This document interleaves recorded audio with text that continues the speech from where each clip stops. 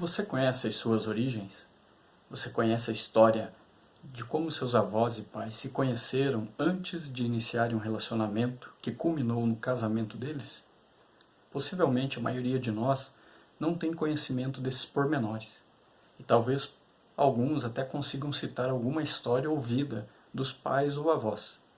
Também poucos, possivelmente, saberão o nome de seus bisavós, ou quem sabe nem saberão os nomes completos dos seus avós. No entanto, é interessante, se ainda não sabemos, conhecer mais sobre as nossas origens, pois elas carregam uma parte do que nós mesmos somos e de onde viemos. Interessante que a Bíblia tem esse cuidado em registrar as origens de muitos personagens, inclusive relatando as árvores genealógicas dos mesmos. Pois, como seres relacionais que somos, fomos criados por Deus dessa maneira, para nos relacionarmos uns com os outros, precisamos conhecer a nossa própria história, para que, aprendendo com o nosso passado, possamos direcionar a nossa vida e das nossas próprias famílias. É certo que quando da leitura bíblica, as genealogias estão entre as porções mais mal compreendidas da Bíblia. Muitas pessoas pulam esses trechos, afinal, por que a Bíblia gasta tanto tempo e escrita para recitar que fulano gerou Beltrano? Qual a importância disso? Aquelas genealogias, elas são um atestado histórico de que os relatos bíblicos são verdadeiros e de que as famílias importam. Deus opera o seu plano de redenção por meio das famílias. Famílias imperfeitas, mas que a graça do Senhor usa como canal de sua aliança no decurso dos séculos na história. Deus estabeleceu a família desde o início da criação da humanidade, como receptáculos da sua misericórdia e graça. A família é o plano de Deus para a expressão de sua imagem e semelhança. Logo, a Bíblia, que é a palavra de Deus, é quem estabelece o padrão familiar e o que é a família segundo o padrão de Deus. Leia comigo o texto de 1 Samuel, capítulo 1 Samuel, capítulo 1, dos versículos 9 a 20. Versículos 9 a 20. 1 Samuel, capítulo 1, versículos 9 a 20. Após terem comido e bebido em Siló, estando Eli, o sacerdote, assentado numa cadeira, junto a um pilar do templo do Senhor, levantou-se Ana, e com amargura de alma orou ao Senhor e chorou abundantemente. E fez um voto dizendo: Senhor dos exércitos, se benignamente atentares para a aflição da tua serva, e de mim te lembrares, e da tua serva te não esqueceres, e lhe deres um filho varão, ao Senhor o darei por todos os dias da sua vida, e sobre a sua cabeça não passará navalha. Demorando-se ela no orar perante o Senhor, passou Eli a observar-lhe o movimento dos lábios.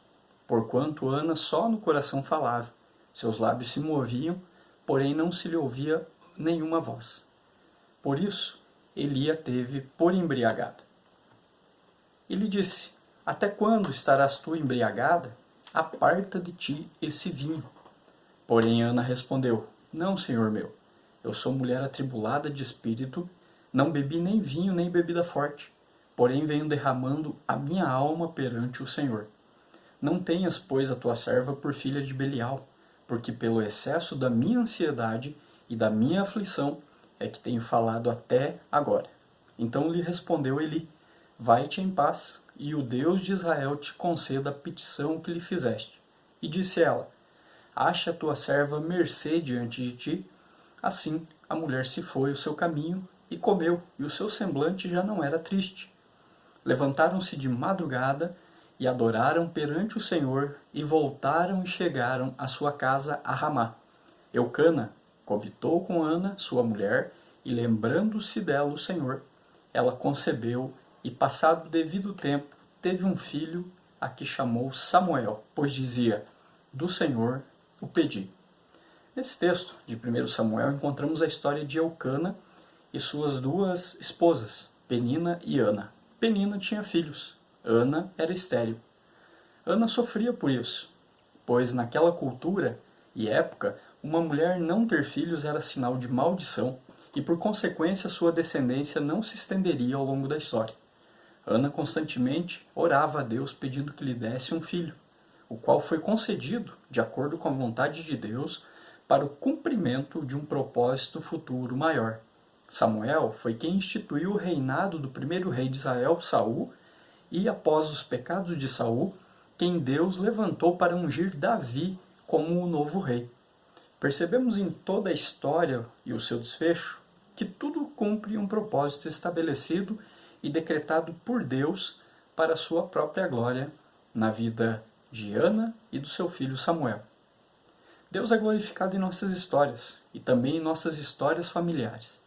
Toda a família de crentes, independente do seu número, tem o objetivo máximo de glorificar a Deus e fazê-lo conhecido por toda a terra. Só conhecemos a história de Davi, do rei Davi, o famoso rei Davi, porque a Bíblia nos conta a história de Samuel, filho de Ana.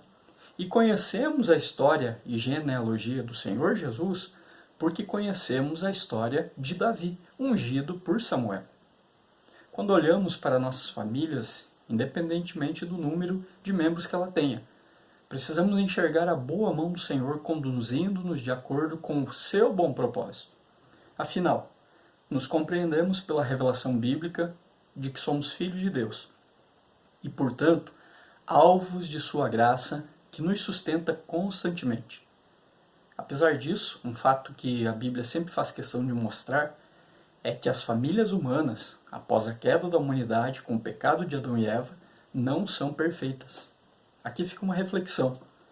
A sua família é perfeita? Você acha que a sua família é perfeita? Se você acha isso, é melhor rever seus conceitos e começar a enxergar a vida real, pois, segundo a Bíblia, infelizmente o ser humano se corrompe pelo pecado. Logo, as nossas famílias não estão isentas a isso. Perceba que, segundo o relato bíblico, a primeira corrupção da família, após a queda humana, aparece quando Caim foge da presença de Deus e cria uma família à sua própria imagem e semelhança. Na quinta geração da sua descendência, a apostasia de Caim tinha se aprofundado de tal maneira que um dos seus descendentes, chamado Lameque, tem orgulho de confessar 2 assassinatos e de que é bígamo, ou seja, de que tinha mais do que uma esposa. Mais tarde, a decadência moral da humanidade encontra expressão, por exemplo, nos irmãos de José, que pensam em matá-lo e depois o vendem como escravo. Infelizmente, esse é o caminho natural do homem sem Deus, aprovar aquilo que Deus reprova. Nas famílias das narrativas bíblicas, percebemos fortes influências das distorções comuns na cultura dos povos do Antigo Oriente, como a poligamia, o casamento de um homem com mais de uma mulher, e o concubinato, que é possuir uma mulher sem lhes dar os direitos de esposa. Com o tempo, os reis de Israel, que deveriam ser modelo para o povo, foram sua pior influência. Salomão foi o caso mais extremo, contando com 1000 mulheres, sendo destas 300 concubinas. Outra distorção da família é o divórcio. Na antiguidade já se dispunha de dispositivos para desfazer os laços matrimoniais. Novamente, os servos de Deus foram influenciados por seu tempo. Assim como naquela época, a nossa tendência é nos acomodarmos aos baixos padrões morais da sociedade. Mas vivemos num mundo caído, e aquilo que parece muito razoável e até virtuoso pode ser uma corrupção do que o Criador fez de bom. No Éden, Deus criou a família no modelo nuclear, isso é, composta de pai, mãe e filhos. E aparentemente, Adão ouviu sobre a continuidade desse modelo nas gerações seguintes, com o novo casal deixando a convivência com seus pais para formar uma nova unidade familiar. A família nuclear é predominantemente na cultura ocidental, mas não o era nos tempos bíblicos. O modelo familiar mais comum era geralmente denominado casa, ou a família estendida, que abarcava os avós, os tios, os primos, todos sob o comando de um patriarca. Quando Abraão sai da casa de seu pai, em Harã, segundo o relato bíblico de Gênesis 12, ele leva além do sobrinho órfão, vários servos que nasceram em sua casa. Quando Jacó desceu ao Egito, sua casa se compunha de 70 pessoas.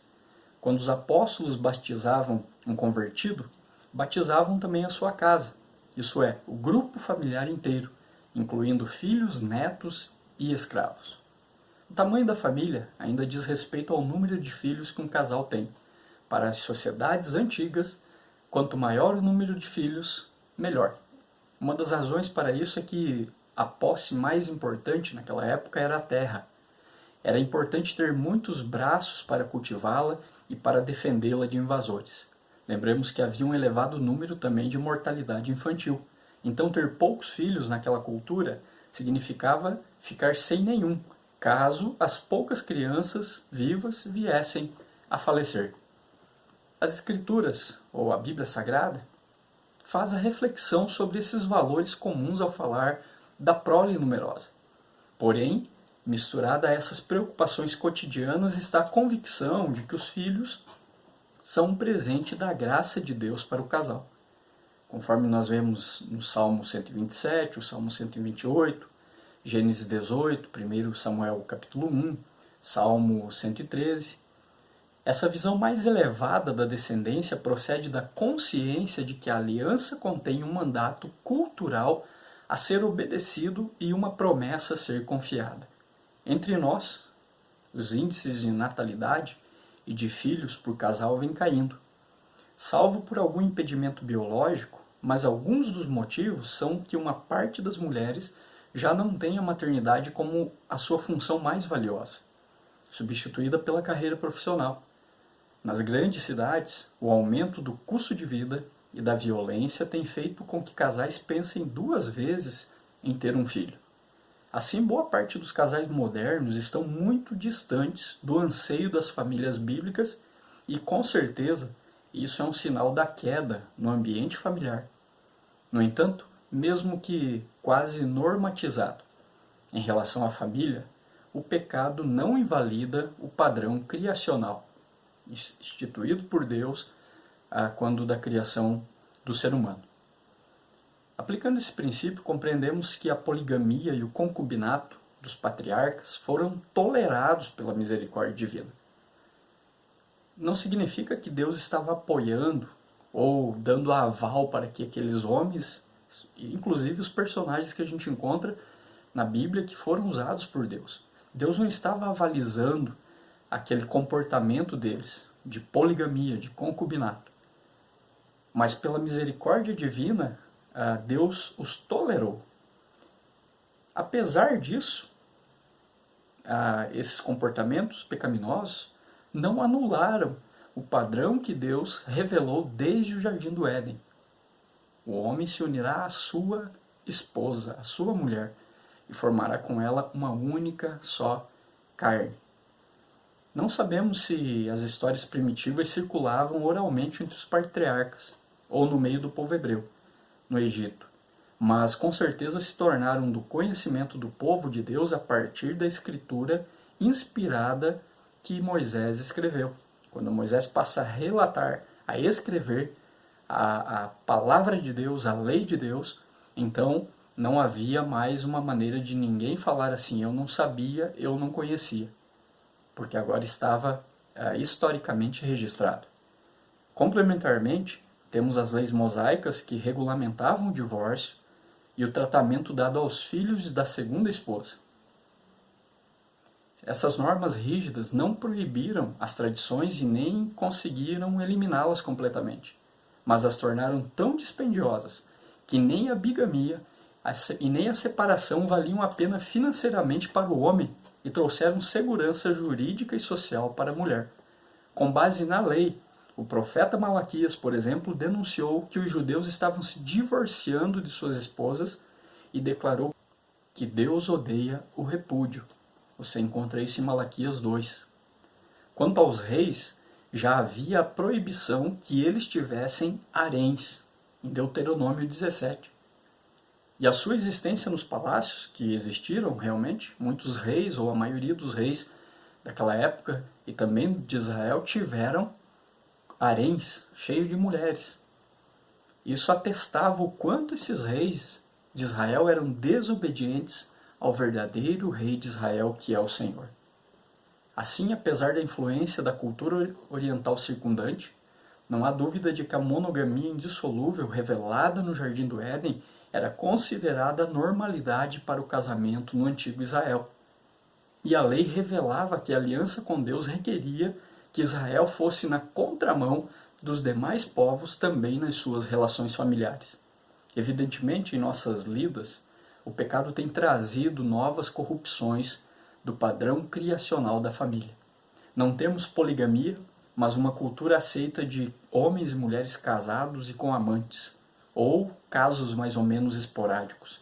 O divórcio é uma realidade já consolidada em nossa lei civil, cada vez mais corriqueira, infelizmente. Desafios vêm também com o ativismo de grupos contrários à família e de suas conquistas na sociedade e nas leis de diversos países, incluindo o Brasil. Em cada uma dessas situações, o povo de Deus deve sustentar o padrão criacional para a família e proclamar que o afastamento desse modelo somente trará prejuízo a toda a sociedade. Na forma de gerações futuras, cada uma delas vem mais desprovidas de lastro moral, social e psicológico. Não é à toa, ou não é sem motivo, que muitos adolescentes, jovens, têm tido muitos problemas morais, sociais e principalmente psicológicos por conta da quebra do relacionamento familiar dos pais. Perceba isso. Isso está acontecendo muito, talvez nos últimos dias acontecendo de forma muito mais ampla, infelizmente. E é claro que, enquanto instituições religiosas, não temos o poder de determinar as leis para o país. A igreja não consegue fazer isso. A igreja de Jesus não consegue fazer isso. Por vários fatores. Porém, enquanto cidadãos, nós cristãos temos o dever de participar da vida da sociedade organizada e lutar para que os políticos, sejam eles quem forem que estiverem no poder, se comprometam com a preservação da família. Com relação ao tamanho da família, não podemos afirmar que a família nuclear seja o único formato que atende o padrão criacional. Nem tampouco podemos concluir que somente a família estendida é bíblica. Contudo, há 2 mandamentos divinos que claramente ordenam a família, de modo a equilibrar esses 2 modelos. Primeiro, temos o mandamento de honrar os pais. Encontramos em Êxodo 20 e em Efésios capítulo 6, que não se extingue no casamento e muitas vezes poderá se manifestar em casais mais jovens que permitem que a sabedoria dos mais velhos os auxilie. Em segundo lugar, temos a ordem ao homem para ser o cabeça de sua esposa e de seu lar. 1 Coríntios 11, Efésios 5, o que significa que ele deve servir a sua esposa e assumir a responsabilidade pela direção, pela provisão e a edificação da sua família, sem depender para isso de uma figura patriarcal, seja o seu pai ou até mesmo o seu sogro. Assim como sua esposa deve segui-lo, respeitá-lo e auxiliá-lo acima de seus próprios pais, conforme nós encontramos em 1 Pedro capítulo 3. Acerca do número de filhos, podemos dizer que é natural querê-los, porque o mandato cultural significa que Deus nos fez biologicamente capazes e psicologicamente desejosos da experiência de ter e criar filhos. Entretanto, isso torna ter filhos desejável, mas não obrigatório. Na verdade, muitos casais sem filhos, vistos na Bíblia, demonstraram uma fé genuína e viva. O exemplo de Eucana e Ana, o exemplo de Zacarias e Isabel, pais de João Batista, lá em Lucas capítulo 1, Abraão e Sara, que nós encontramos a história no Antigo Testamento e é escrito sobre eles em Hebreus capítulo 11, versículo 11.